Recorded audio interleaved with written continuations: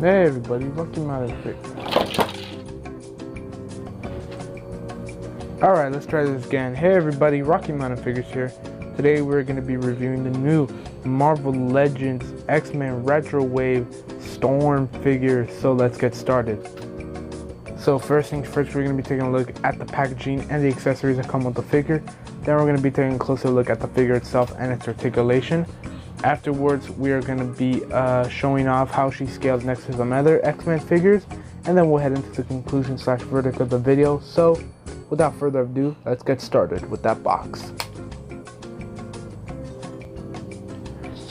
So getting a closer look at the packaging, again, it's in the nice retro style packaging, which is supposed to be a callback to the old X-Men figures from back in the day. And it's got the picture of Storm right there, Lightning Blast, got the 80 years tag right there, Uncanny X-Men, and then the back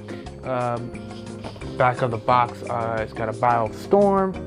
It's not really all fitting in frame, so hold on a sec. Let me just show you that old school picture of Storm right there. It's got the rest of the figures. Now I only have Iceman. The only other one that I do really want from the wave is Silver Samurai, but I'm hoping to find it in maybe a Target. That way I don't have to pay GameStop price, because that is where I got my Storm figure. And then there's the UPC in case you guys need it. And if you guys are wondering how did I get this open, well, let me get my knife right here, travel to the bottom of the box. What I did was I cut the sides of the box, then at the bottom right here, and what I did was I opened it up like a flap, like a door, and I pulled everything out. I took the Storm out and everything, and then I put it back in. So if you do still want to take out the figure, but you don't want to ruin the packaging, that's a good way to do it. I recommend that. You could get a really sharp knife, but unlike me, I'd recommend more of an X-Acto knife, or yeah, an X-Acto knife, or again a really sharp knife. Of course, if you don't have one, you can always sharpen up your knife a little bit. But yeah, that's gonna be it for the packaging. I'm really hoping this backdrop doesn't fall again. Yeah, because we have the AC on, because it's hot here in Southern California. So yeah, that pause was me drinking water, man. Again, it's really hot. But anyway, getting to the accessories. Here we have her lightning effects. This is her only accessories. So yeah, there's nothing that we haven't seen before. Just slightly different from the ones that came with the Punker Rock Storm last summer or last year. And this one's a little bit more solid color. This one's a little bit more clear. Again, they're both pretty much the same. I think we've seen these first with the Thor figure from the Thor Ragnarok 2-pack. And they just carried on as a thing, which I like. I like that. I like this lightning effect a lot. It's very pliable material. If I get Storm here, you can just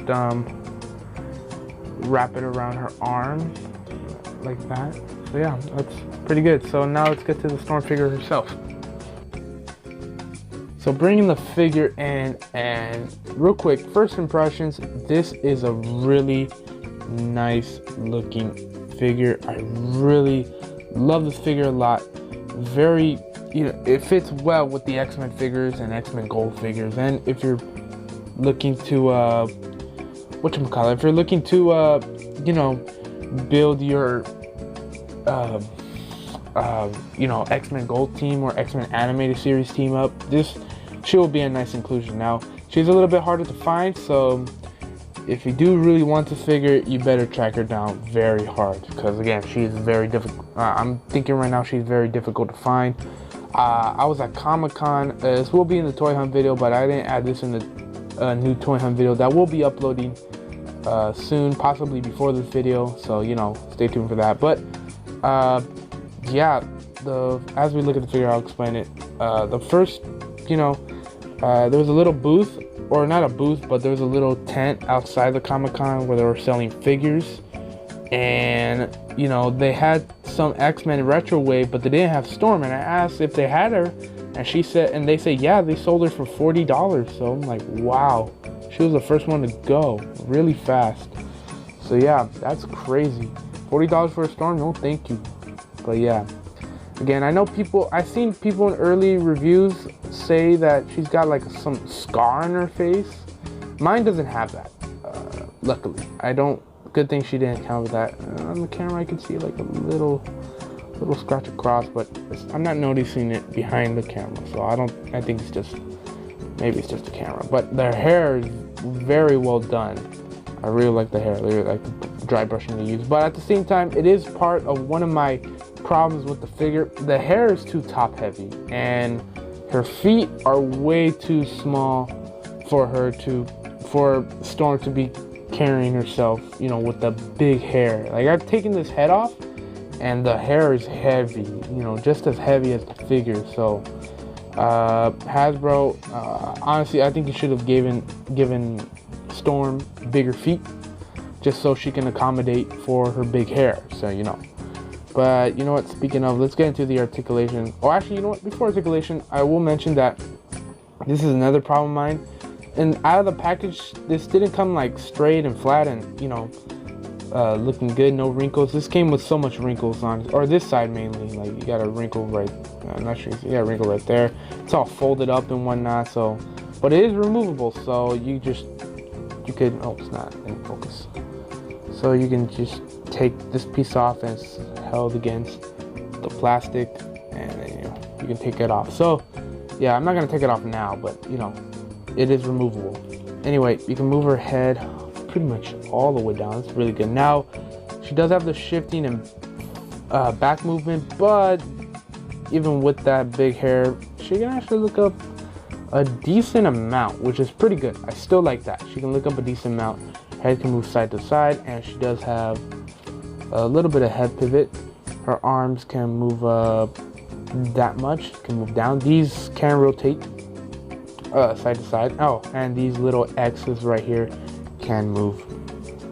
So yeah, and it does move a full 360 as well. I don't suggest, oh my goodness, put that back on real quick. I don't suggest moving them full 360 because of this piece right here, even though it has another string right here.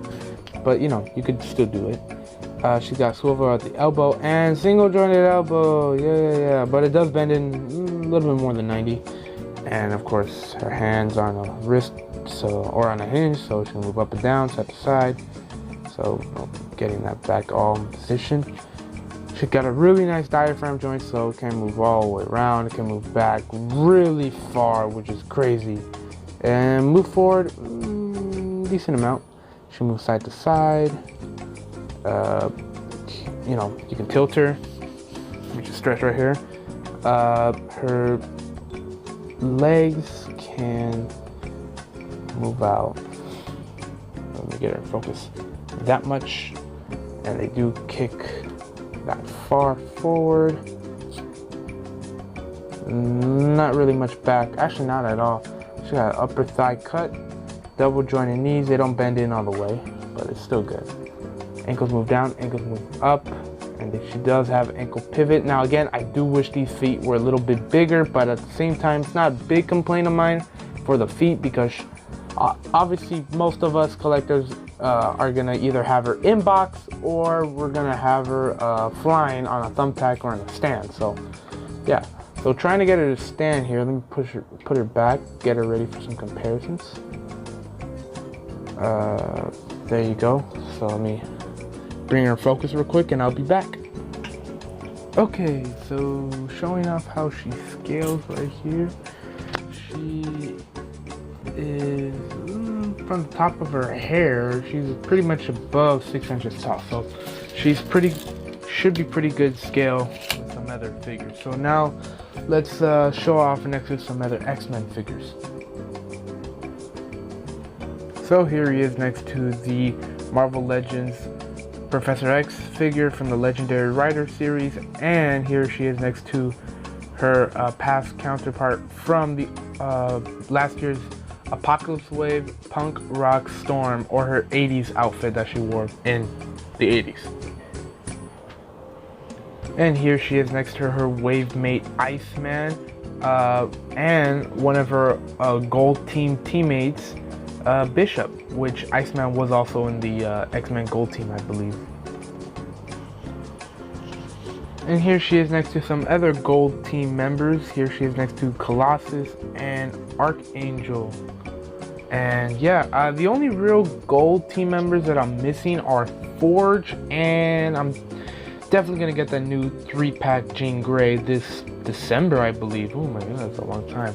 Maybe during that time I can also pick myself up a Diamond Select Colossus, because I gotta be honest, I have a good Juggernaut figure, the Diamond Select Juggernaut, and I don't feel like paying $60 to get a Marvel Legends Juggernaut and a Marvel Legends Colossus. I feel like just going to get the whatchamacallit, the Diamond Select Colossus for $24 to $30 instead, just to save myself some money, you know. It is my choice, alright? Don't get mad at me, alright? I seen it on Toy Hunt videos. It looks really good, but I'm not feeling it. So yeah, that's what I'm gonna do. Alright, let's get to some more comparisons.